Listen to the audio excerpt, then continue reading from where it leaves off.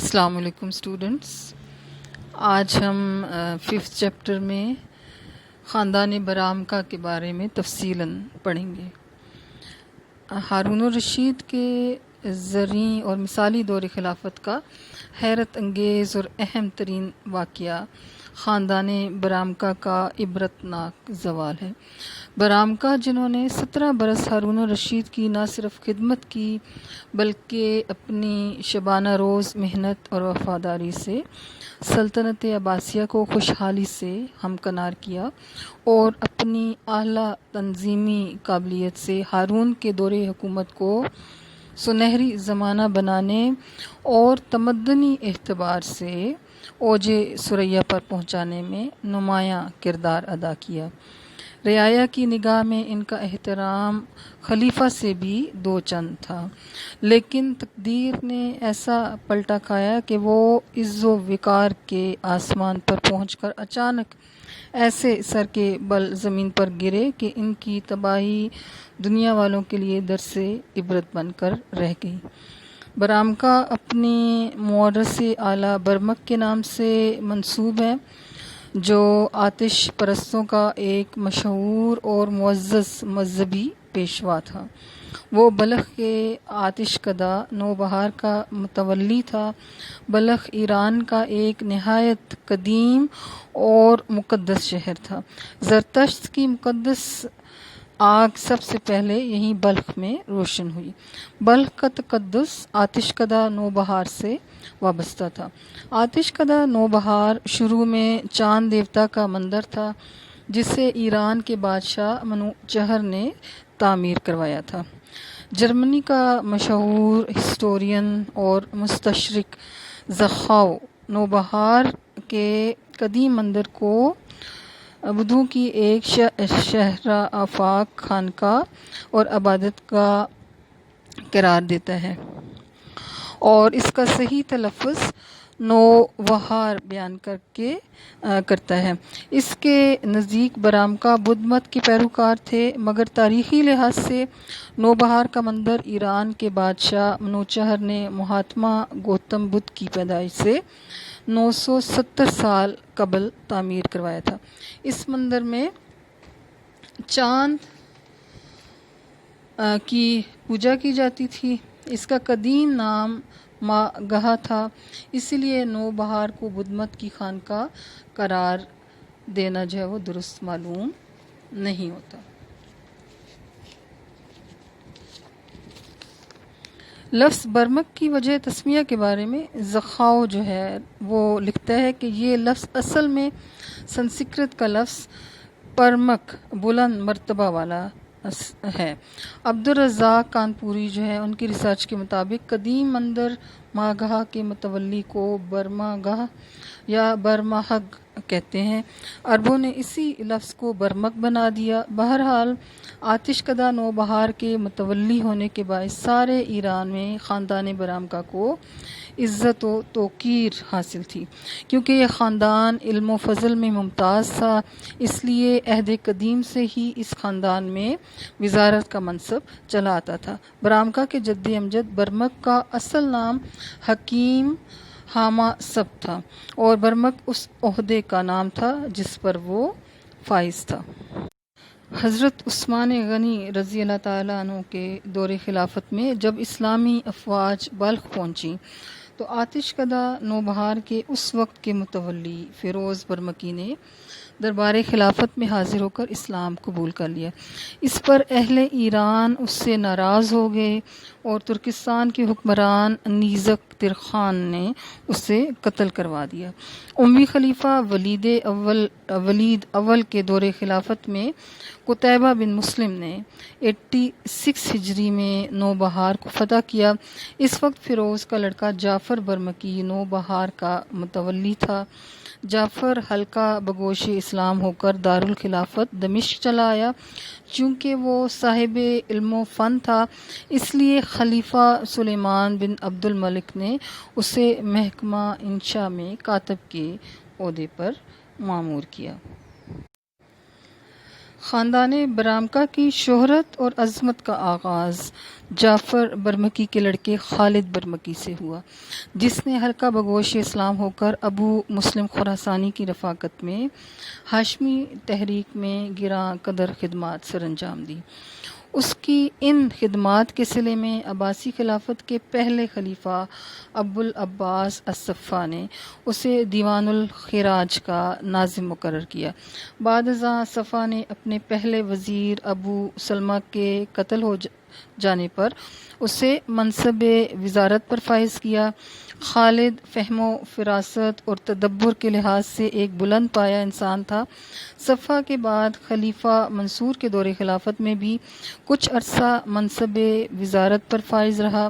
بعد ازاں منصور نے قلمدان وزارت ابو ایوب کے سپرد کیا اور خالد کو فارس کا حکمران مقرر کر دیا۔ منصور کو بغداد آباد کرنے کی صلاح خالد نے ہی دی تھی۔ منصور نے 158 ہجری میں ناراض ہو کر خالد پر تاوان لگایا اور ادائیگی کے لیے 3 دن کی مہلت دی۔ وہ متعینہ رقم پوری نہ کر سکا، موت کا انتظار کر رہا تھا کہ حالات نے اچانک یاوری کی۔ موصل میں فساد برپا ہوا، اس کو دبانے کے لیے خالد سے بڑھ کر موزوں آدمی کوئی نہ تھا۔ چنانچہ منصور نے ناچار اسے موصل کا والی بنا کر روانہ کیا اور اس کے بیٹے یحییٰ کو آذربائیجان کی امارت پر مامور کیا۔ خالد اپنی وفات 166 ہجری تک موصل کی گورنری پر فائز رہا۔ خالد نے اپنی فہم و فراست اور خداداد قابلیت کا ایسا مظاہرہ کیا کہ امارت اور وزارت کا منصب جلیلہ خاندان برامکا کا مقدر بن گیا۔ یحییٰ اپنے باپ خالد کی طرح ذہین، زیرک، عاقل اور بلند پایہ سیاستدان تھا۔ منصور نے اس کی ذہانت کے باعث آذربائیجان کا گورنر مقرر کیا۔ وہاں اس نے اپنے فرائض اس خوش اسلوبی اور تندہی سے انجام دیے کہ سب لوگ اشش کر اٹھے۔ مہدی اس کی قابلیت اور جو اس کی ذہانت تھی اس سے اتنا متاثر ہوا کہ آذربائیجان سے واپس بلا کر اسے نہ صرف اپنے بیٹے ہارون الرشید کا اتالیق مقرر کیا، اتالیق جو ہے استاد کو کہتے ہیں، بلکہ دفتر رسائل کا ناظم بھی مقرر کیا۔ مشہور ہے کہ بچپن میں ہارون الرشید نے یحییٰ برمکی کی وائف جو تھی، بیوی، اس کا دودھ پیا تھا، اس لیے یحییٰ کو اس سے بہت محبت تھی۔ خلیفہ ہادی نے جب ہارون الرشید کو ولی عہدی سے ہٹانا چاہا تو ہارون دستبرداری پر رضامند ہو گیا، لیکن یحییٰ نے اسے منع کر دیا۔ ہادی نے یحییٰ کو اپنا ہم خیال بنانے کے لیے اسے علاقہ رقہ میں جاگیر عطا کی اور 20,000 اشرفیاں بھی انعام میں دی، لیکن اس کے باوجود وہ ہادی کا وفادار نہ رہا۔ اس پر ہادی نے اسے قید میں ڈالا اور یحییٰ ہارون کے مفاد کے تحفظ کے لیے ہر خطرہ خندہ پیشانی سے برداشت کرتا رہا۔ ہارون کو بھی ان خدمات کا احساس تھا۔ ہادی کی اچانک وفات کے بعد جب ہارون مسند خلافت پر متمکن ہوا تو اس نے یحییٰ کو قید سے رہا کر کے یہ کہتے ہوئے منصب وزارت پر فائز کیا اور تمام کاروباری سلطنت اس کے سپرد کر دیا کہ اے باپ، آپ ہی کے حسن تدبیر نے آج مجھے اس مقام پر پہنچایا ہے۔ اس کے صلے میں آپ کو حکومت کے سیاہ و سفید کا نگران بناتا ہوں۔ ہارون یحییٰ کو ابا کہا کرتا تھا۔ یحییٰ ملکہ خیزرہ کے زیر ہدایت امور سلطنت سر انجام دیتا تھا۔ اس کے وقار کا یہ عالم تھا کہ وہ بغیر اجازت حاصل کیے خلیفہ کے پاس آ جاتا۔ یحییٰ علم و فضل میں یگانہ روزگار تھا۔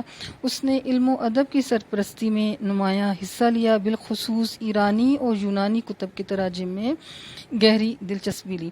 اس کا ذاتی کتب خانہ وسیع اور عظیم الشان تھا، جس میں ہر کتاب کے 3 نسخے موجود تھے۔ یحییٰ علماء اور شعراء کا بے حد قدردان تھا۔ اس کی فیاضی اور دریا دلی کا یہ عالم تھا کہ دور و نزدیک کے ممتاز اہل علم و فن اس کی فیاضانہ سرپرستی کا شعرہ سن کر بغداد میں کھنچے چلے آتے تھے۔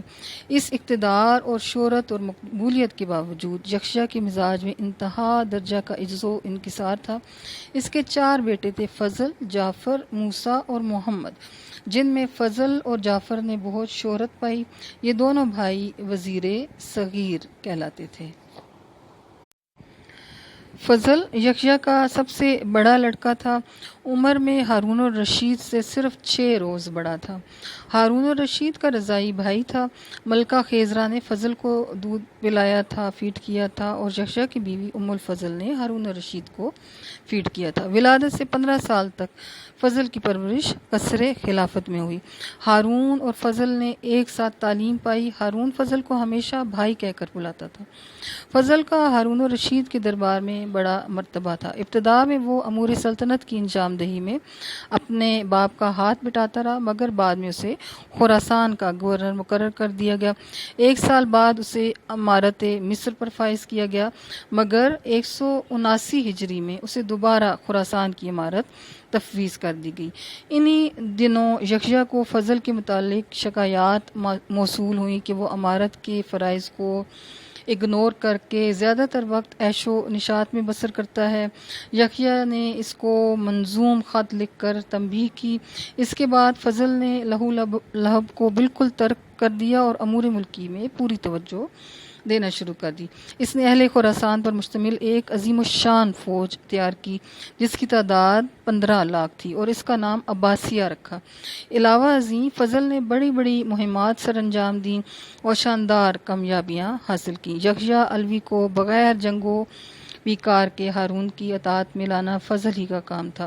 کہتے ہیں کہ جب فضل خراسان سے واپس آیا تو ہارون بنفس نفیس مہاراکین حکومت و شہزادگان اس کے استقبال کو شہر سے باہر آیا۔ یکشا اب بہت بوڑھا ہو چکا تھا، اس لیے 180 ہجری میں منصب وزارت فضل کے سپرد کر دیا گیا۔ تاہم وزارت کو ایک حد تک اعزازی تھی اور جملہ اہم جو معاملات تھے یکشا خود ہی طے کرتا تھا، یعنی کہ والد جو تھا وہ معاملات خود دیکھتا تھا۔ اس کو آنریری جو ہے وہ یہ وزارت سونپی گئی تھی۔ لوگ فضل کو وزیر صغیر کہتے تھے۔ اس نے اپنے دور وزارت میں بغداد میں کاغذ سازی کا ایک کارخانہ قائم کیا۔ فیاضی میں فضل تمام برآمدات میں ممتاز تھا، اور اس نے اپنے عہد وزارت میں لاکھوں محتاجوں اور ناداروں کے روزینے مقرر کر رکھے تھے، مینس کہ ان کو ڈیلی بیسس پہ ایک فکس اماؤنٹ جو تھی وہ دی جاتی تھی۔ وہ علماء اور فضلاء اور دیگر اہل علم و فن کی فیاضانہ سرپرستی کرتا۔ کہا جاتا ہے کہ اگر کبھی کوئی سوالی اس کے دروازے سے پہ آ جاتا تو وہ مایوس نہیں لوٹتا تھا۔ انتظامی اور عسکری قابلیت کے لحاظ سے ممتاز مقام رکھتا تھا۔ عفو درگزر کا یہ عالم تھا کہ اپنے جانی دشمنوں کو بھی معاف کر دیا کرتا تھا۔ تاہم وہ نہایت مغرور اور نخوت پسند بھی تھا۔ شہزادہ امین کی اطالیقی کے فرائض بھی فضل ہی کے سپرد تھے۔ یکشا برمکی کا دوسرا لڑکا جعفر تھا، جو ذہانت، سیاسی بصیرت، تنظیمی قابلیت اور فیاضی و درجہ دلی میں اپنے بڑے بھائی فضل سے بھی اونچا مقام رکھتا تھا۔ اس کی تحریر و تقریر، فصاحت و بلاغت اور انداز فکر بے مثل حکمت و دانش کا آئینہ دار تھا۔ وہ علمی وجاہت اور فہم و تدبر میں اپنی مثال آپ تھا۔